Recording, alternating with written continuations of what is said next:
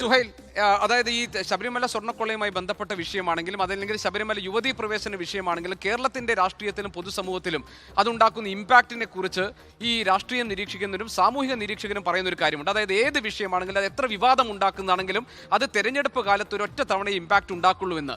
അങ്ങനെയാണെങ്കിൽ ശബരിമല യുവതീ പ്രവേശനം പാർലമെന്റ് തെരഞ്ഞെടുപ്പിലും ശബരിമല സ്വർണ്ണക്കൊള്ള എന്നത് ഈ തദ്ദേശ തെരഞ്ഞെടുപ്പിലും ഇമ്പാക്റ്റ് ഉണ്ടാക്കിയ സാഹചര്യത്തിൽ ഇതിനി ഈ തെരഞ്ഞെടുപ്പിൽ കേരളത്തിന്റെ പൊതുസമൂഹത്തിന് മുന്നിൽ ഒരു വിഷയമല്ലാതായി മാറി എന്ന് വിലയിരുത്താൻ നമുക്ക് കഴിയുമോ? ഇപ്പോഴീ വന്നിരിക്കുന്ന കോടതി വിധി ഏതെങ്കിലും തരത്തിൽ UDF ഗുണം ചെയ്യുമോ? ശരിക്കും ഈ തെരഞ്ഞെടുപ്പ് വീക്ഷിക്കുമ്പോൾ പ്രധാനമായി പറയേണ്ട കാര്യം, സാധാരണമായി നമുക്ക് ഓരോ വിഷയങ്ങൾ ഒരു തെരഞ്ഞെടുപ്പിൽ ഉയർത്താറുണ്ട്. പക്ഷേ ഇത്തരത്തിൽ ഇത്തവണ അങ്ങനെ ഒരു വിഷയം ഉയർത്തി തെരഞ്ഞെടുപ്പ് നേരിടാൻ ആകുന്നില്ല എന്നുള്ള ഏറ്റവും വലിയ പ്രതിസന്ധി. വിഷയം ഉയർത്തിയിട്ടുണ്ട്, ഡീൽ വിവാദം. ആ ഡീൽ, അതായത് ആ ഒരൊറ്റ വിഷയത്തിൽ തോന്നി. ഞാൻ പറഞ്ഞു വന്നത് ഈ പറഞ്ഞതുപോലെ ശബരിമല സ്ത്രീ പ്രവേശനം ലോക്സഭയിൽ വിഷയമായി, ശബരിമല സ്വർണ്ണക്കൊള്ള തദ്ദേശ തെരഞ്ഞെടുപ്പിൽ വിഷയമായി.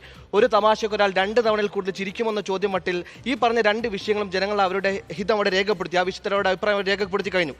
തുടർ തെരഞ്ഞെടുപ്പുകൾ ഈ വിഷയം ചർച്ചയാകുമെന്നുള്ളത് കണ്ടറിയേണ്ടതുണ്ട്. അതിൽ ആദ്യം പറയേണ്ട കാര്യം, ഒന്ന്, ശബരിമല സ്ത്രീ പ്രവേശനം അത് മറ്റൊരു ആംഗിളാണ്, ശബരിമല സ്വർണ്ണക്കൊള്ള മറ്റൊരു ആംഗിളാണ്.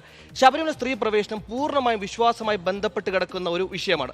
ഈ വിഷയത്തിൽ ഇപ്പോൾ ശബരിമല സ്ത്രീ പ്രവേശനത്തിൽ ഈ സ്ത്രീകളെ പ്രവേശിപ്പിക്കാൻ സർക്കാർ അനുകൂലമായ നിലപാടെടുക്കുമ്പോൾ അവിടെ വോട്ട് ബാങ്കിൽ സ്പ്ലിറ്റ് വരുന്നത് ഹിന്ദു ഭൂരിപക്ഷ വോട്ടുകൾ മാത്രമേ നമുക്ക് പറയാൻ കഴിയില്ല. അതിനപ്പുറത്തേക്ക് ഒരു വിശ്വാസി സമൂഹത്തെ ആകെ ബാധിക്കുന്ന പ്രശ്നമാണ്. നാളെ മുസ്ലിം സമുദായത്തിലോ ക്രിസ്ത്യൻ സമുദായത്തിലോ സമാനമായ ഒരു വിശ്വാസവുമായി ബന്ധപ്പെട്ട് വിശ്വാസിയുടെ അവകാശങ്ങൾ സംരക്ഷിക്കണമെന്ന് ആഗ്രഹിക്കുന്ന എല്ലാ വിഭാഗങ്ങളും അതിനൊപ്പം ഒപ്പമാണ്. അതൊരു ഹിന്ദു വിഷയം മാത്രം. അതിനപ്പുറത്തേക്ക് ഇപ്പോൾ ഒരു മുസ്ലിം സമുദായത്തിൽ ഒരു വിശ്വാസ പ്രശ്നവും ഭരണഘടനാ പ്രശ്നവും വന്നാൽ സർക്കാർ ഏത് നിലപാട് സ്വീകരിക്കും? യുവതീ പ്രവേശനത്തെ അനുകൂലിച്ച്, അത് ഞാൻ നേരത്തെ നിലപാടാണ് പറയുന്നത്, യുവതീ പ്രവേശനത്തെ അനുകൂലിച്ച സർക്കാർ മൗലികാവകാശങ്ങളുമായി ബന്ധപ്പെട്ട് ഭരണഘടനയുമായി ബന്ധപ്പെട്ട് വിശ്വാസത്തിന് മുകളിൽ മറ്റു കാര്യങ്ങൾ പ്ലേസ് ചെയ്യുന്ന കാര്യത്തിൽ സംശയമില്ല. അതുകൊണ്ട് ഹിന്ദു വോട്ടിനപ്പുറത്തേക്ക് ക്രൈസ്തവ മുസ്ലിം വോട്ടുകളടക്കം ഈ വിഷയത്തിൽ സ്ത്രീ പ്രവേശനവുമായി ബന്ധപ്പെട്ട വിഷയത്തിൽ ഇടത് ഭാഗത്ത് നീങ്ങിപ്പോയിട്ടുണ്ടെന്ന കാര്യത്തിൽ സംശയമില്ല. ഇനി സ്വർണ്ണക്കൊള്ളയിലേക്ക് വരുമ്പോൾ അതൊരു അഡ്മിനിസ്ട്രേറ്റീവ് വീഴ്ചയാണ്. അതായത് സർക്കാർ സംരക്ഷിക്കേണ്ട, സർക്കാരിന്റെ അതോറിറ്റിയിൽ വരുന്ന ദേവസ്വം ബെഞ്ച് സംരക്ഷിക്കേണ്ട ഒരു ഇടത്ത് സ്വർണ്ണ മോഷണം സംഭവിച്ചിരിക്കുന്നവരെന്ന് സർക്കാർ വീഴ്ചയാണ്, അഡ്മിനിസ്ട്രേറ്റീവ് വീഴ്ചയാണ്.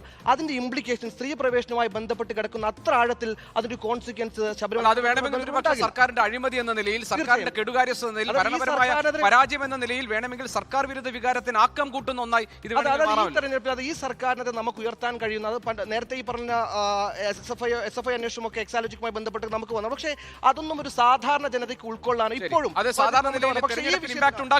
സർക്കാരിനെ സംബന്ധിച്ച് ആരോപിക്കാൻ കഴിയുന്ന കൃത്യമായ പോയിന്റ് ഇതാണ്.